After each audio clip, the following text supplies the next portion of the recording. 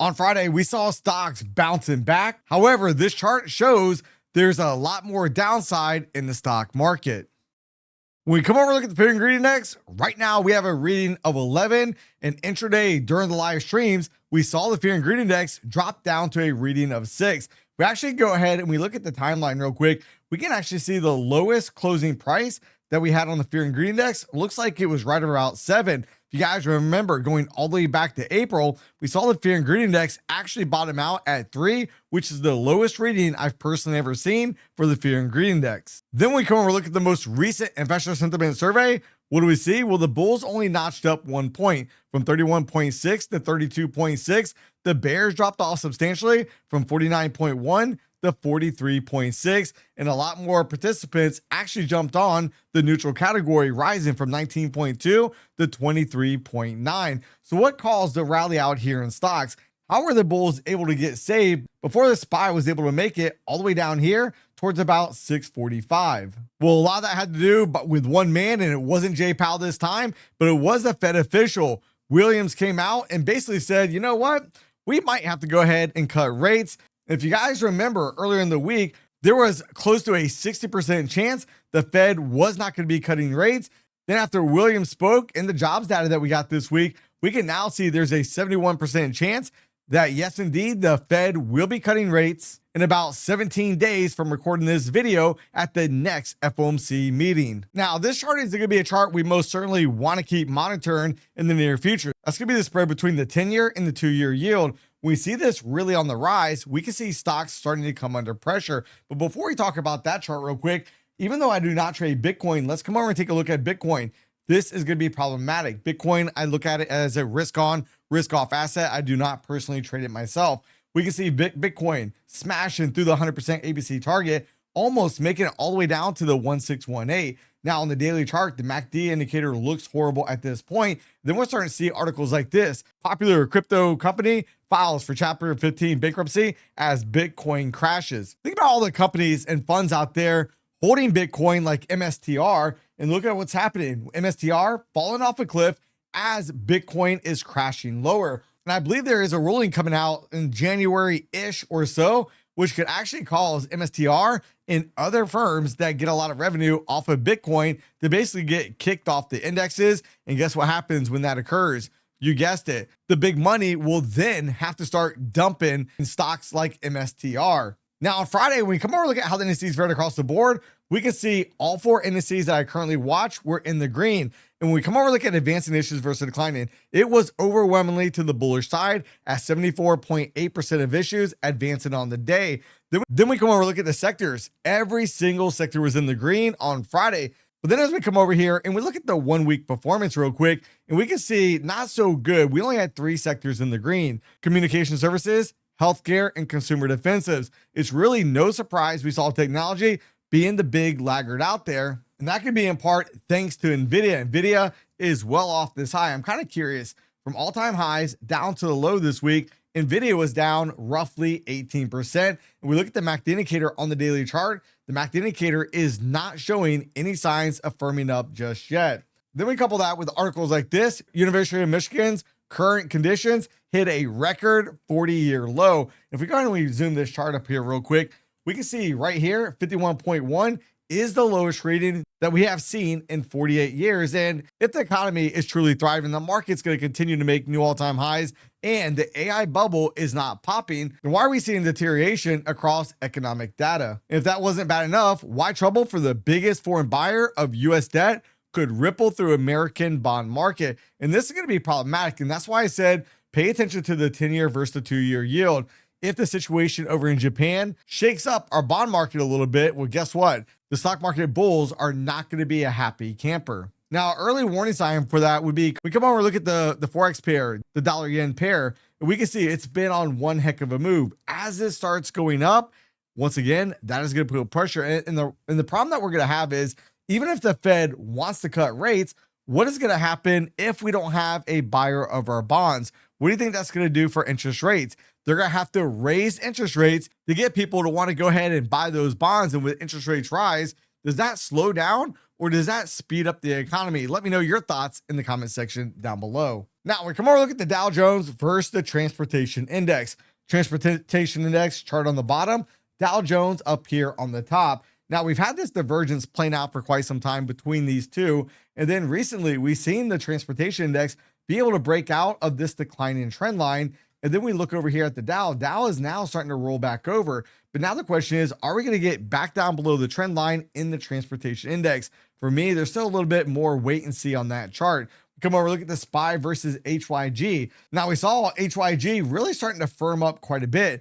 Notice on Friday, we look at the candle on the SPY, wick on the top, wick on the bottom, and we're starting to see HYG get a little bit of an aggressive move on the way up. But I want to caution you, because when we come over and look at what the CTAs are doing for the S&P 500, I want you to pay attention to the green line right here. This is going to be the CTAs. And notice how it's leading price lower. We saw the CTAs actually spike up here. Prices go a little bit higher. The white line is the price of the SPX. And then what happens? Well, the CTAs were leading the way on the way down. Just like we saw right down here, when the CTAs were going down, we saw the markets capitulate and lower, and we can see the CTAs actually started to roll over. If you come over and look right over here, the CTAs actually started to roll over before stocks actually peaked out on that move that we had down earlier in the year. We see the CTAs peaked out at the end of December. Then we come over, look at a price chart of the SPY. Notice the SPY didn't put the high in until roughly February 19th. And then we had that massive move on the way down. If we measure right up there from that low on April, we saw stocks drop 21%. So that's one of the reasons why I think it's very important to pay attention to what are the CTAs actually doing. Now, before we go ahead and jump into the SPY analysis, I want to remind everybody, Apex right now, massive sale, 80% off all their evaluation accounts. Best yet, $40 activation fee. Take advantage of this offer. Use the link in the description box down below. Use code Mike at checkout. So as we start off looking at the weekly chart on the SPY, I want to draw your attention to the bottom of the chart. Right down here at the MACD indicator, we now have a bearish cross of the MACD indicator after being elevated well above the zero line. Now on the candle, we have a wick on top. We have a wick on the bottom. We are able to close below last week's low as well. And I want to remind you guys, if we were to pull a Fibonacci retracement from the April lows all the way up here towards the high, that 38% retracement is right near where we had a former all-time high in the market. Then we look right, that also is right near a minus development area within the volume profile. However, when we zoom in and we look at the daily chart, MACD indicator still looks horrible on the daily chart. And we look at the candle, we were able to go a little bit lower out there on Friday, but then we did close into the range. We came up to about 50% of that nasty candle we had down on Thursday. And was it just a trap, trapping the bears, trying to get short down here? And now we're about to rip to new all-time highs, getting ready for the Santa Claus rally. Not so quick, because if we look at the price in which we closed out on Friday, we closed at 659.03. Come over, look at the gamma exposure levels. We can see right down here, right around 659, we have a lot of gamma exposure. And I want you guys to think about this. This is an area where if we're going to bounce, this level needs to hold. We start flushing below it.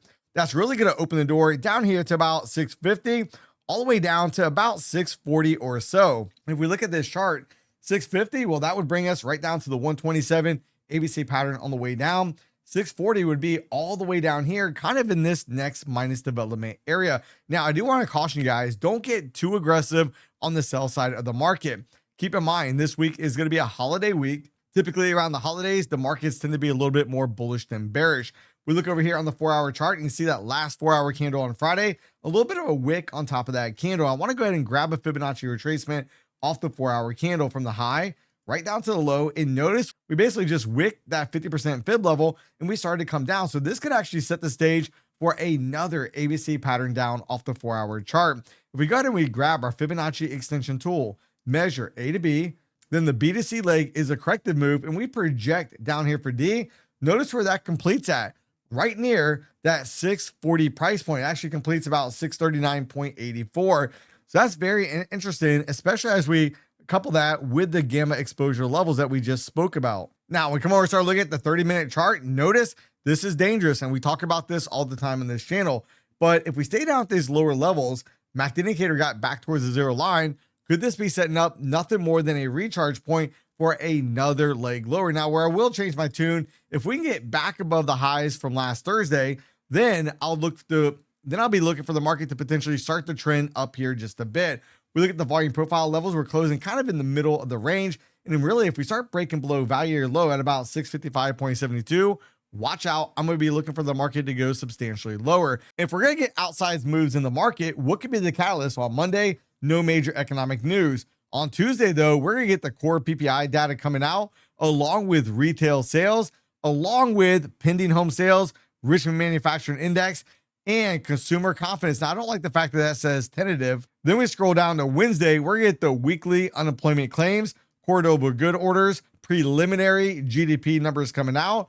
And what's even more important is we're going to get the Fed's preferred measure of inflation, the core PCE price index. But I want to caution you guys, if you guys are watching for that core PCE price index, keep in mind it says tentative. Maybe they'll drop it early. Maybe they won't drop it at all. So we do need to be mindful of that. Thursday is going to be a bank holiday. And on Friday, we have no major economic news. So now as we come over and look at the futures markets real quick, what do we really do? Well, notice after we had that large candle on the way down, where do we bounce right back up towards? Right towards a high volume node on the composite profile. So is it really any surprise that we came up towards that level? Not at all. When we turn our attentions over here to the right, notice we still have a minus development area all along here, anywhere from 66.19 down to about 65.72. I think it's quite possible we're going to come back down towards that area, and then we start flushing through that area. Watch out for this high volume node at about 65.26. Now, if you're looking for a volume profile rotation trade,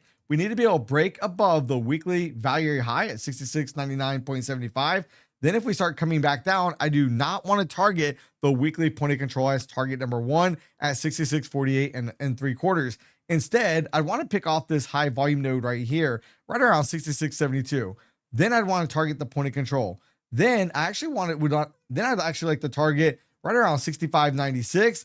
Then all the way down here at value area low, and then the high volume node down here about 65.29. Now, when you zoom that chart out a bit, look at where the next high volume node is. If we start breaking that level, the next area I want to turn my attention to be about 64.73. And let's not forget, all the way down here at 6400.75, we still have an untested point of control, and that goes all the way back to the beginning of August. Now, when we come over, look at the daily volume profile levels real quick. Hopefully your eyes already gravitated towards this key level. Right here, we have a minus development area within the profile. So as long as we're trading below value area high, which is going to come in at a price point of 66.28, then I want to turn my attentions right towards that minus development area. Anything below that, I'll target the point of control, 65, 66.5. Anything below that, value area low at 65.30.50. Anything below that, I want to turn my attentions right back over here to the 4-hour time frame, looking at the weekly volume profiles along with the composite profile. However, in the event that we're actually able to stay above value area high, I want to retarget the highs from Friday. Now, let's go ahead and pull a Fibonacci retracement from the high from Thursday all the way down to the low from Friday. Notice where we stopped, right between the 50 and 61.8 Fibonacci level. So if we start coming back up, really getting back above that 50% level, highly probable we are going to come right back up towards 61.8. We start breaking that. Then I really would like to look at this structure breakdown point right up in here. And that'd be somewhere in the ballpark of 67.24 up here to about 67.29. Above that, 786. And really, if we start clearing 786, we're going to go back, undo Thursday's high. Then that'll open the door to much higher prices. Now, on the 4-hour chart, if we're able to get back above Thursday's high, where would be the next logical target I'd want to focus on? Well, if you look, we have a whole minus development area within the profile, which I would not be surprised if we just oscillate back and forth through there. But more importantly, I turn my attentions towards this untested point of control at 68.73.25. Now, before we come over and take a look at the Qs real quick, notice we still have some earnings coming out this week. However, not a whole lot. We do have Best Buy coming out. We have NEO coming out. And we look at the big expected movers out here this week. NEO plus or minus 10.5%. Monday, Keys plus or minus about 10.5%. Dell right around 10.5%. And ZS right around 11%. So now we come over and look at the Qs on the weekly time frame. Wick on the bottom, wick on the top of this candle, just like we saw with the S&P 500. The MACD indicator finally got a bearish cross, and we are elevated above the zero line. So to think that we can pull back, I don't think is that far-fetched. we go to, we measure from all-time highs down to the low. Notice we've only dropped roughly 9% or so. And if we do start to break a little bit lower, I like this area right here, the prior all-time highs, along with some of these high volume nodes just down below us. If we were to pull a Fibonacci retracement from the lows out there in April all the way up to all-time highs, notice that 38% retracement matches very closely towards the previous all-time highs in the market. Now we come over and look at the daily chart. We've already completed the ABC pattern on the way down. The MACD indicator at this point still looks horrible. Now we did close at 590.07. We come over and look at the gamma exposure levels. We can see we have a lot of put support right down here at about 590 or so. So if we really start breaking below that level, it really opens the door to much lower prices. Next stop would be right around 586 and then maybe all the way down to 572. If you look at 586, we've already been down to 586. We've actually made it all the way down to 580. But if we look at 72, that would put us kind of in this high volume node within the composite profile. Now, if we come over and look at the 4-hour chart, we have that same wick like we talked about out there on the S&P 500, and we take a Fibonacci retracement, swing high down to the swing low. Notice we barely miss hitting the 50% level, but we want to be mindful. Does that high actually hold? If this high can actually hold, then what we want to do is we want to pull our Fibonacci extension, swing high down to the swing low, and then measure for the ABC pattern on the way down. Now, if that high holds, the pattern would complete all the way down here at 563.75. That is substantially lower than the current price. As we come over and look at the 30-minute chart, I want to pay very close attention. Does the MACD indicator get back above the zero line, or do we just simply start to roll over?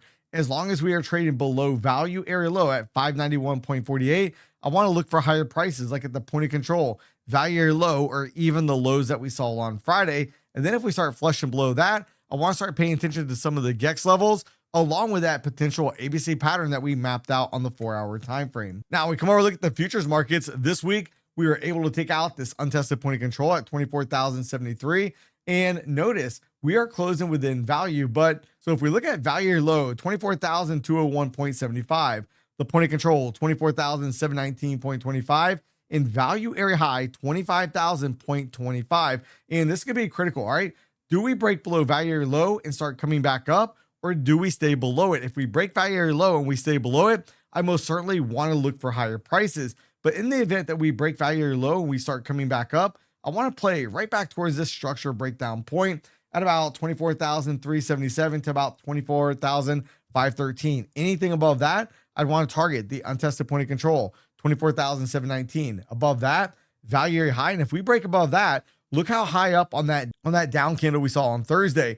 At that point, I would be thinking we're probably going to undo that entire candle. And if we can get above the high from that last Thursday, I'd want to start turning my attention all the way up here towards the point of control that has not been tested at 25,611.75. But what if we start breaking below value area low? Well, we do have another untested point of control down here, somewhere in the ballpark of 23,659. And right above that, we'd want to be careful because there is a high volume node at 23,702. So if we start breaking lower this week, we want to pay very close attention.